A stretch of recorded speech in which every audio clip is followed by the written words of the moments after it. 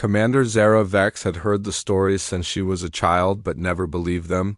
Like most sensible beings in the galaxy who knew that old tailies were just that, old tailies meant to scare young ones into behaving properly during long space.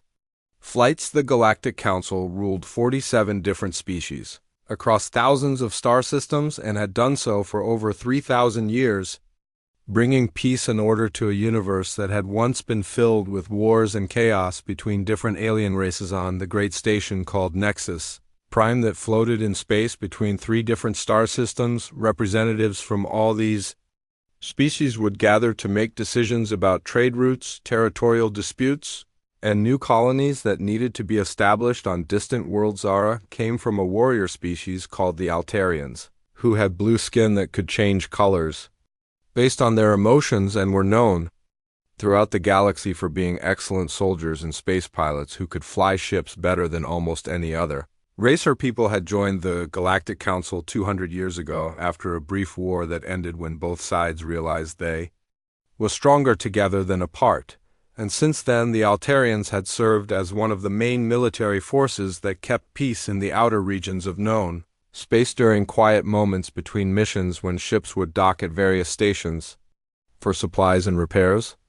Older crew members would sometimes tell stories about ancient times when the galaxy was wild and unexplored. These stories often included tailies of a mysterious species called humans who supposedly came from a small yellow star system that nobody had ever been able to find, though many had tried over the centuries. According to the legends, humans were strange creatures who walked on 2 legs, like many species, but had smooth skin without scales or fur and came in different colors ranging from very pale to very dark. The story said they were incredibly tough and could survive in environments that would kill most other beings, could eat almost anything, and had an unusual ability to form strong emotional bonds with members of other species. What made the tailies even more unbelievable was the claim that humans were natural warriors who fought with a combination of cunning, intelligence, and savage determination that no other species could match. And stories described human ships that were built like flying fortresses with thick armor and massive weapons,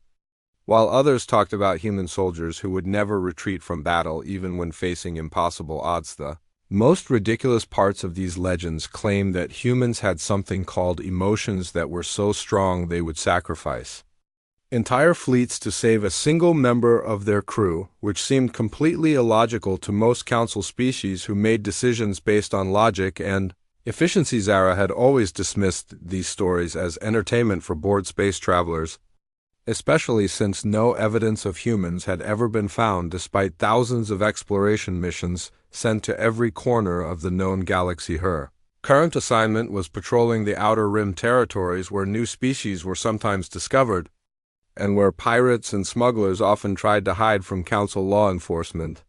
The ship she commanded was called the Swift Arrow and carried a crew of 30 Altarian soldiers along with the most advanced scanning equipment that council technology could provide. Her science officer was Dr. Kef Norin, a brilliant researcher from the Crystalline Collective whose people had transparent bodies that showed their internal organs and could process information faster than most organic brains. They had been on patrol for 6 standard months, checking trade routes and investigating reports of unusual activity in systems that were supposed to be empty according to all official charts and databases. Most of these investigations turned out to be false alarms caused by sensor ghosts or natural phenomena, like solar flares.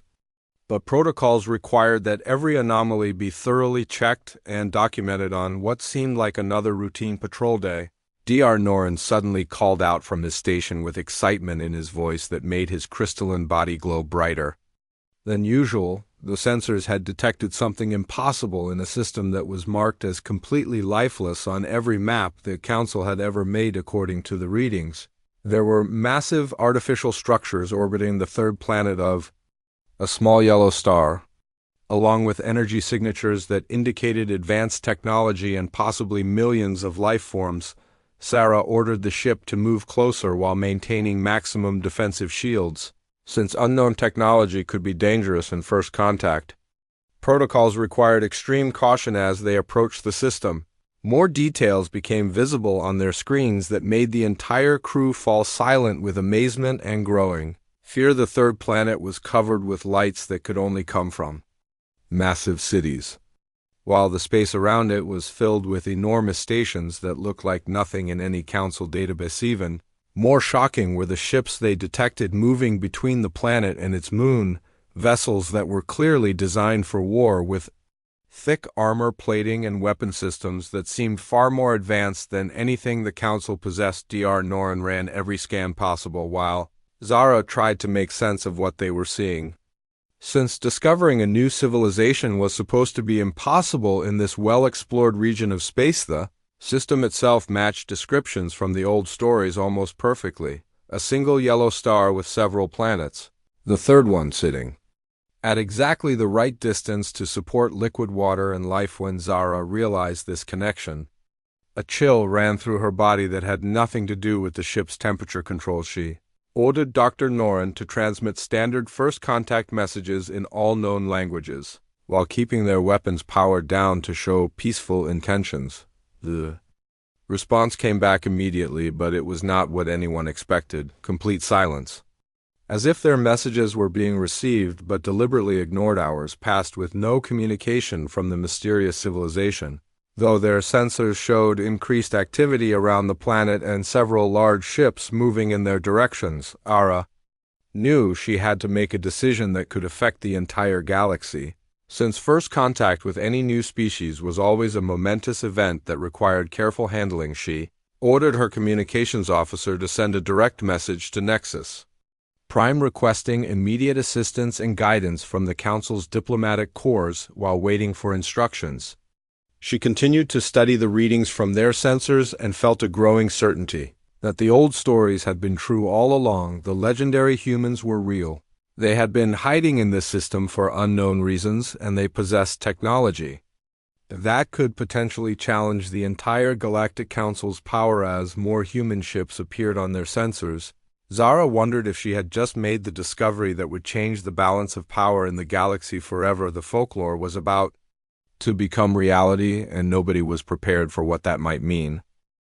Admiral Jake Morrison stood on the bridge of the UES Defiance, watching the alien vessels slowly approach their outer sensor perimeter, while dozens of his staff officers monitored every detail of the intruders' movements and technology. For over 200 years, humanity had remained hidden from the rest of the galaxy after intercepting communications that revealed a universe where humans existed only as scary stalled to alien children. The decision to stay isolated had been made by the Global Defense Council after careful study of intercepted Galactic Council transmissions showed that most alien species viewed humans as mythical monsters rather than potential allies. Jake had been born on Mars colony and spent his entire adult life preparing for this moment when humanity would finally be discovered by the galactic community that had unknowingly shared space with them for centuries. Captain Lisa Grant commanded the reconnaissance vessel Yuzu Phantom that had been tracking the alien ship since it entered the outer edges of Sol System 3 days ago. Her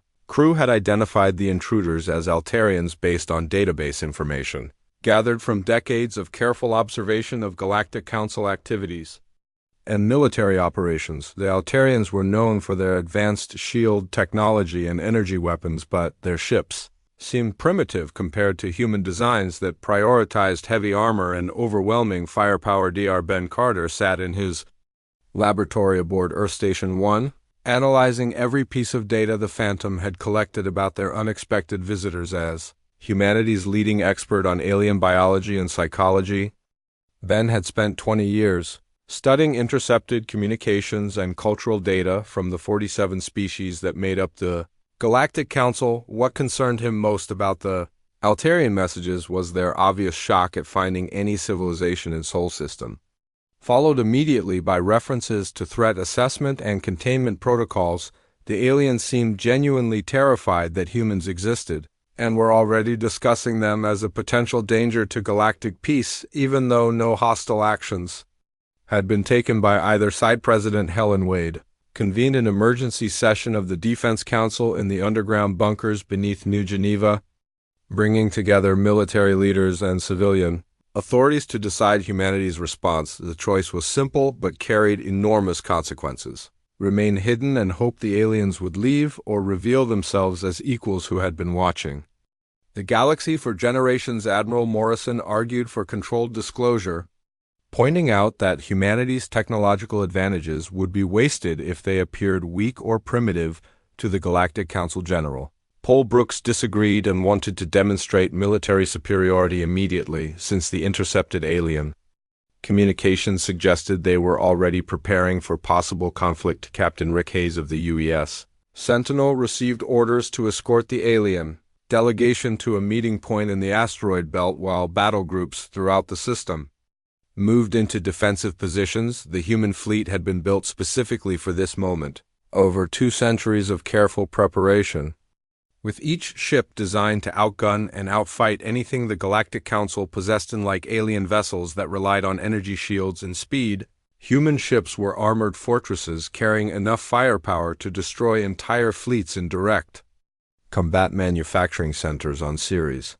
and other asteroids had been producing weapons and ships for decades, while Earth's population remained largely unaware of the preparations being made for eventual contact. When the Altarian commander finally agreed to meet with human representatives, both sides chose the neutral ground of an abandoned mining station that had been converted into a diplomatic facility. Ambassador Claire Foster had trained her entire career for this moment and carried with her the hopes and fears of 8 billion humans who were about to learn they were not alone in the universe. She was accompanied by a full diplomatic team, along with enough military advisors to handle any situation that might arise during humanity's first official contact with alien intelligence. The Altarian delegation arrived in a single ship that seemed almost fragile compared to the human escort vessels that surrounded the meeting point like silent Guardians. Commander Zara Vex led the alien team with obvious nervousness as she realized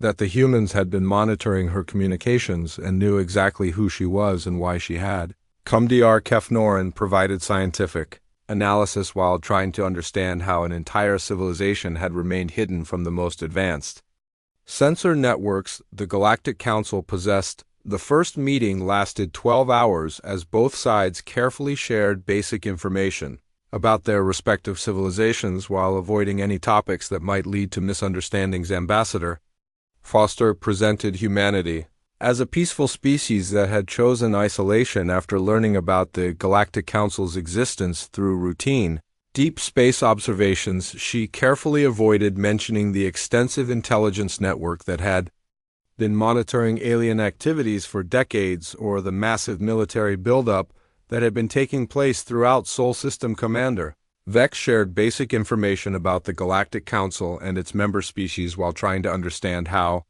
humans had developed such advanced technology without any outside contact. The aliens were particularly interested in human ship designs and energy systems that seemed to violate several known laws of physics, according to Council scientific understanding. What neither side discussed openly was the obvious military implications of humanity's emergence as a spacefaring civilization with technology that could potentially challenge the established galactic order. As the meeting progressed, it became clear that both sides were being extremely careful not to reveal too much about their true capabilities. While trying to gather as much intelligence as possible, Ambassador Foster concluded the session by inviting the Altarian delegation to visit Earth for formal diplomatic talks, while making it clear that humanity expected to be treated as equals rather than subjects. Commander Vex agreed to relay the invitation to the Galactic Council, but warned that such a momentous decision would require approval from representatives of all 47 member species. When the aliens departed, they carried with them detailed reports about human technology and society that would soon shock the entire galaxy into realizing the balance of power had permanently shifted. Admiral Morrison watched their ship disappear into hyperspace and knew that humanity had crossed a line from which there could be no return. The age of hiding was over, and the age of human expansion was about to begin. Whether the Galactic Council was ready for it or not, within days every major power in the galaxy would know that the monsters from their childhood stories were real and possessed weapons that could reshape the universe. The emergency session of the Galactic Council erupted into chaos the moment Commander Zaravex activated the holographic displays showing her findings from the Sol System representatives. From 47 different species filled the massive chamber at Nexus Prime. Their various forms of communication creating a cacophony of sounds that ranged from musical tones to subsonic vibrations. Chancellor Marin Cole of the Centauri Republic struggled to maintain order as delegates demanded explanations for how an entire civilization could have remained hidden for millennia. The holographic images rotating above the central platform showed details that made even the most experienced council members fall silent. With growing dread, massive human space stations orbited their homeworld like metal moons, each one larger than most council military bases and bristling with weapon systems that defied conventional understanding. Industrial complexes covered entire asteroids where raw materials were being processed on a scale that suggested preparations for major military operations. Most terrifying of all were the warships that moved through human space with the confident precision of a species that had been building for war while the rest of the galaxy believed them to be nothing more than folklore. Dr. Kef Noren presented his technical analysis to the stunned assembly, explaining that human technology appeared to be at least 50 years ahead of council standards in most areas. Their ships used armor plating that could withstand direct hits from weapons that would vaporize normal vessels, while their own weapon systems generated energy outputs that exceeded anything in council databases. The humans had somehow developed faster than light communication systems that worked without the quantum relay networks the council depended on for maintaining contact across galactic distances. Even more disturbing was evidence that human computers could process information at speeds that made council artificial intelligence systems look primitive. By comparison, General Tor Brennan of the Vegan Military Command presented a strategic analysis that sent waves of fear through the assembled delegates. Human ship designs prioritized overwhelming firepower and defensive capabilities over the speed and energy shields that council military doctrine had relied on for centuries. Every human vessel appeared to carry enough weapons to engage multiple council ships simultaneously, while their armor could absorb damage that would cripple. Conventional design sensor readings suggested that the human fleet numbered in the thousands of ships, all built to the same intimidating standards of durability and destructive capability. The implications were clear to every military officer present in a direct confrontation between human forces and the council fleet. The outcome would be a massacre. Director Nina Cross of the Intelligence Division revealed findings that made the situation even more alarming for those who understood the broader implications. Intercepted human communications indicated they had been monitoring Galactic Council activities for decades through methods that completely bypassed Council security systems. The humans knew about every member species, their military capabilities, trade routes, political structures, and territorial boundaries with accuracy that suggested extensive espionage operations. They had been studying potential enemies, while remaining completely invisible to the most advanced detection systems the Council possessed. What made this intelligence gathering even more troubling was that it appeared to have been conducted without any member species detecting even the slightest sign of surveillance. Ambassador Kelvin Marsh of the Aquatic Federation pointed out that human behavior patterns suggested they had been preparing for eventual contact with hostile intentions from the beginning. The massive military buildup, the extensive intelligence gathering, and the choice to remain hidden until discovered all indicated a species that viewed the Galactic Council as a potential threat rather than a diplomatic partner. Senator Lyra Vale of the Crystalline Collective argued that humanity's technological advantages and secretive nature made them an existential threat to the established galactic order. Humans chose to expand beyond their current system. They possessed the military capability to conquer any council territory they desired without significant resistance. The debate raged for hours as different factions proposed various responses ranging from immediate military action to attempts at diplomatic integration. Some representatives wanted to quarantine the Sol system and prevent human expansion through overwhelming force. Others argued for offering humanity membership in the Council with the hope that inclusion would prevent them from becoming an external threat. A few delegates suggested that accommodation was the only realistic option since humanity appeared to possess military superiority that made conflict inadvisable. Chancellor Cole called for a recess when the discussions became too heated and threatened to break down into interspecies conflicts. During the break, private meetings took place between various alliance groups as representatives tried to build consensus for unified action. The military commanders were unanimous in their assessment that the Council fleet could not defeat human forces in direct combat. The diplomatic corps believed that negotiation was possible but worried about what concessions would be necessary to maintain peace. Intelligence analysts warned that humanity's technological advantages would only grow stronger with time, making action more difficult if delayed. When the session resumed, Director Cross presented additional intelligence that changed the entire nature of the debate. Human communications intercepted during the meeting with Commander Vex revealed that their diplomatic representatives had been carefully selected and trained for this specific encounter. The humans had known this moment would come and had prepared for it. With the same methodical approach they applied to military planning. Even more concerning was evidence that the human delegation had been monitoring Council communications in real time during the diplomatic meeting. Ambassador Foster had known exactly how the Council would react to news of humanity's existence because human intelligence services had been studying Council psychology for decades. This revelation made it clear that humanity held advantages beyond military technology. They understood their potential enemies better than those enemies understood themselves.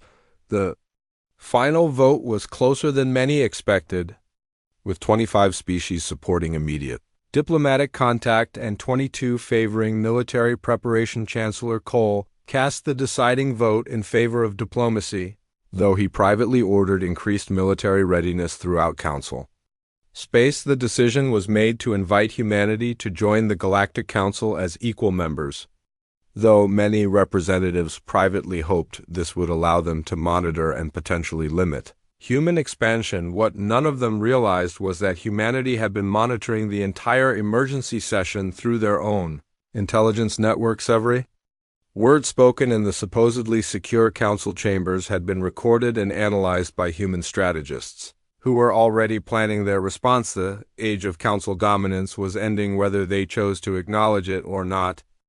3 months of diplomatic meetings had produced nothing but growing tension between humanity and the Galactic Council as both sides tested each other's limits. Ambassador Claire Foster represented Earth in the neutral station that had been constructed at the edge of Sol System specifically for these negotiations. Every session revealed the same fundamental problem. The Council wanted to treat humanity as a newly discovered species that needed guidance and integration into existing galactic structures. President Helen Wade had made Earth's position crystal clear through Ambassador Foster. Humanity would join the galactic community as equals or not at all. The Council delegates continued to demand access to human technology, detailed military assessments, and integration into their governmental structure as conditions for membership. These demands were met with polite but firm refusals from the human delegation, who pointed out that no existing Council member had been required to surrender their sovereignty as a condition of membership. Colonel Steve Parker commanded the UES Retribution during routine patrol operations near the diplomatic zone when sensors detected Council ships conducting aggressive scans of human vessels. The alien ships had powered up targeting systems and were attempting to penetrate human defensive shields using methods that violated every diplomatic protocol established for the negotiations. Parker followed standing orders issued by Admiral Morrison: issue one warning and then defend human territory with whatever force necessary. His communication to the Council ships was brief and direct: cease hostile scanning immediately or face the consequences of their actions. The Council vessels ignored the warning and continued their aggressive probe attempts while moving into attack formations that left no doubt about their intentions. Parker ordered his weapons officer to lock onto the closest Council ship and fired a single plasma torpedo that punched through their shields like they didn't The explosion vaporized the alien vessel instantly, while sending debris cascading across the hulls of the remaining Council ships. The brief engagement lasted exactly 37 seconds and resulted in the complete destruction of 3 Council vessels, while the Retribution emerged without a scratch combat. Footage from the encounter spread through every inhabited system in the galaxy within hours, showing the galaxy what human military technology could accomplish. Council military analysts studied the recordings with growing horror as they realized their most advanced warships were helpless against human weapons. The surviving Altarian commander reported that human tactics demonstrated a level of strategic thinking that suggested centuries of military evolution and combat. Experienced Captain Amy Johnson commanded the UES Thunder when the Council response fleet arrived at Sol's Edge, demanding explanations for what they called an unprovoked attack. The alien fleet consisted of over 100 ships representing the combined military might of 12 different Council species. Admiral Morrison himself traveled to the confrontation zone aboard the used Defiance to deliver humanity's response to the assembled alien commanders. His message was broadcast on all frequencies to ensure every Council ship received it clearly. The aliens had come to human space, threatened human vessels, and activated weapon systems in violation of diplomatic agreements. The Admiral's words were calm but carried an unmistakable edge of steel that made even the most aggressive Council commanders reconsider their position. He pointed out that humanity had shown remarkable restraint by only destroying 3 ships when the entire Council fleet could have been eliminated just as easily. The standoff continued for 48 hours, with Council forces maintaining position just outside the asteroid belt while human battle groups deployed throughout the system. Neither side wanted to fire the first shot of what would certainly become a devastating war, but neither was willing to back down from their established positions. Additional Council reinforcements began arriving from other sectors as word spread that humanity had demonstrated military superiority that threatened the established galactic order. President Wade convened the Emergency Defense Council in the secure bunkers beneath New Geneva to make the decision that would determine humanity's future. The choice was stark: submit to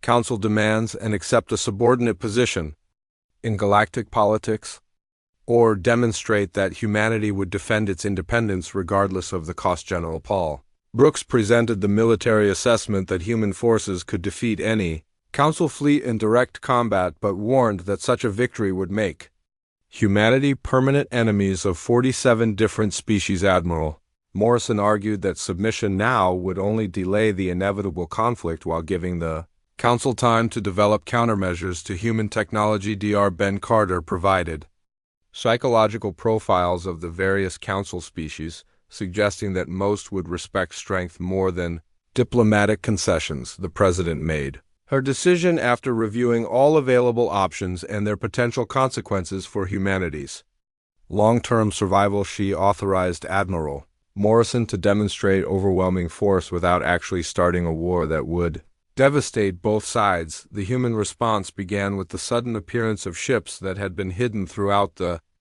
outer system using stealth technology the Council didn't know existed. Over 300 human warships materialized from behind asteroids, moons, and empty space where the aliens had assumed nothing could be hiding. The display was carefully orchestrated to show the Council fleet that they were completely surrounded by forces that could destroy them all within minutes. Captain Ray Brooks commanded the UES Dominion as it led the human formation toward the Council armada with weapons powered, but not yet targeted. His orders were specific: demonstrate overwhelming superiority without firing a shot unless the aliens attacked first. The psychological impact was immediate and devastating to Council morale as their commanders realized they had walked into a carefully prepared trap. Alien ships began withdrawing to defensive positions while their captains frantically reported to their respective governments that the situation had become hopeless. Several Council species recalled their ships entirely rather than risk destruction in a battle they could not win. Commander Zara Vex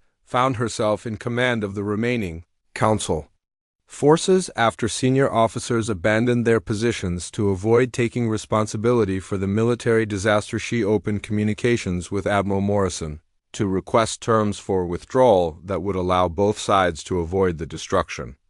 That total war would bring the final confrontation took place in the space between Earth and Mars, with representatives from both sides meeting aboard the same neutral station where diplomacy had first been. Attempted Ambassador Foster presented humanity's terms with the quiet authority of someone. Backed by overwhelming military power, the Galactic Council would recognize human sovereignty over Sol System, and any colonies humanity chose to establish trade agreements would be negotiated between equals rather than imposed by the larger Galactic Community Council forces, would withdraw from human space and not return without permission and exchange. Humanity would share selected technologies that could benefit both sides and provide defensive assistance against external threats to galactic security. The terms were generous considering humanity's military advantages, but they established principles that would govern future relations between species. Chancellor Cole signed the accords with hands that trembled as he realized the balance of power in the galaxy had permanently shifted. The documents established humanity as an independent power equal to the Council itself rather than a member species subject to Council authority. More importantly, they granted humans the right to explore beyond their borders and establish colonies without Council interference or oversight. As the human fleet escorted Council vessels out of Sol space, representatives from dozens of species began requesting private meetings with human diplomats. The age of Council dominance was ending, and the age of human expansion had begun.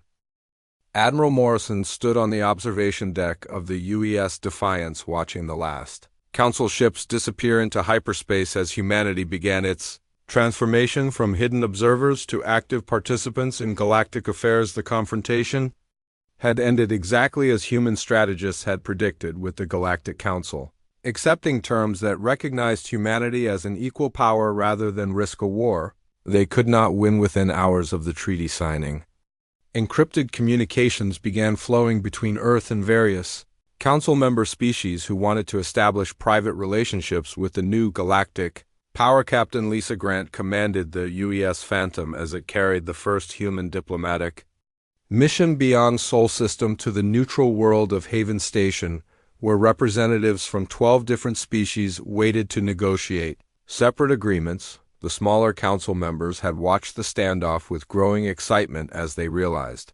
humanity's emergence could free them from the dominance of the major powers that had controlled galactic politics for centuries. Ambassador Claire Foster found herself busier than ever as requests for meetings poured in from species who had never been allowed direct access to Earth. During the brief period of Council oversight, Dr. Ben Carter established the new Xenological Institute on Luna to coordinate humanity's expanding knowledge of alien species and cultures that were now open to direct study and interaction. The Institute's first priority was training diplomats and traders who could operate effectively in the complex web of relationships that governed galactic commerce and politics. President Helen Wade announced the Colonial Expansion initiative that would establish human settlements in carefully selected systems that offered strategic advantages without threatening existing Council territories. The first colony ships departed Sol System just 6 months after the treaty was signed, carrying volunteers to worlds that had been chosen through decades of careful observation and analysis. Captain Rick Hayes commanded the UES Sentinel as escort for the colonial convoy heading to the Kepler system, where a habitable world waited for human settlement. The colonists included scientists, engineers, farmers, and soldiers who would build the first human city outside Sol System in over 2 centuries of galactic isolation. Meanwhile, human exploration vessels began appearing in systems throughout the galaxy as Earth finally claimed its right to explore the universe that had been denied to them for so long. Captain Amy Johnson led the UES Thunder on a mission to the galactic rim, where ancient ruins suggested the existence of a precursor civilization that might hold secrets about the universe's history. Expeditions were carefully planned to avoid conflict with existing Council claims while establishing human presence in regions that had been unexplored or abandoned. The psychological impact of human expansion was felt throughout Council space as species that had grown comfortable with the existing order suddenly faced a new player that operated by different Rules human traders began appearing on commercial stations offering technologies and goods that no council species could match human ships provided. Security for merchant convoys traveling through pirate-infested regions where council forces had been ineffective. Human diplomats mediated disputes between council members who found that neutral arbitration often produced better results than traditional council bureaucracy. General Paul Brooks established the Colonial Defense Force to protect human settlements and trade routes from the various threats that existed in unexplored space. The CDF operated with equipment and tactics that made it the most effective military organization in known space, capable of defeating pirates, alien raiders, and hostile species with minimal losses within 18 months.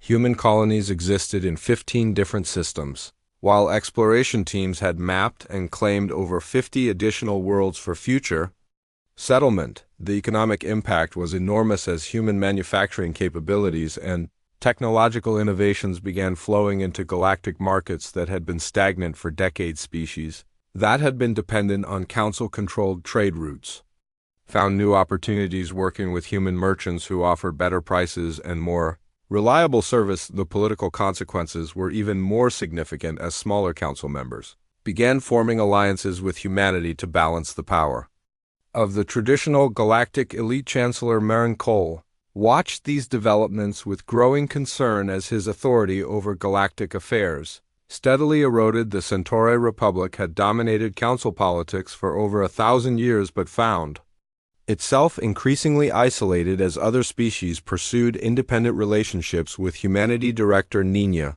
Cross reported that human intelligence networks had become the most sophisticated in the galaxy, providing information and analysis that even council security services could not match. The humans seemed to understand galactic politics better than most council members, despite being newcomers to the broader community. Ambassador Foster established the human diplomatic corps with training facilities on Earth and Mars that produced diplomats capable of operating effectively in any cultural environment. These diplomats carried with them the authority of a species that had proven its military superiority while demonstrating a willingness to use economic and political solutions to most problems. Captain Ray Brooks commanded the UES Dominion during the first human intervention in a council crisis when the vegan system erupted into civil war. Human peacekeeping forces ended the conflict in 3 weeks, using a combination of military pressure and economic incentives that saved millions of lives. The successful intervention established humanity as the galaxy's preferred mediator for disputes that traditional council methods could not resolve. Dr. Carter's research teams made breakthrough discoveries about alien psychology and culture that revolutionized understanding of interspecies relationships. These insights allowed human diplomats to negotiate agreements that had seemed impossible under previous council frameworks. The transformation of galactic politics was completed when humanity was invited to establish a permanent embassy on Nexus Prime with full diplomatic immunity and representation rights. Ambassador Foster's staff became the most sought-after diplomatic service in council space as species competed for human attention and support. 5 years after first contact, humanity had established itself as the dominant force in galactic affairs without firing a shot in anger against any council member. Human colonies produced goods and technologies that the rest of the galaxy depended on while human ships protected trade routes that kept the galactic economy functioning. The old stories about mythical humans had been replaced by daily news reports about human achievements, and the continuing expansion of human influence. Children throughout the galaxy now grew up knowing that humans were real, powerful, and generally benevolent neighbors who preferred cooperation to conquest. Admiral Morrison reviewed reports from across human space and reflected on how completely the galaxy had changed since that first alien ship had stumbled across Sol System. The silence had been broken, and in its place came the sound of human voices speaking in dozens of alien languages. Human ships carrying goods and passengers to every corner of known space, and human children being born on worlds that had never known intelligent life. The universe would never be the same.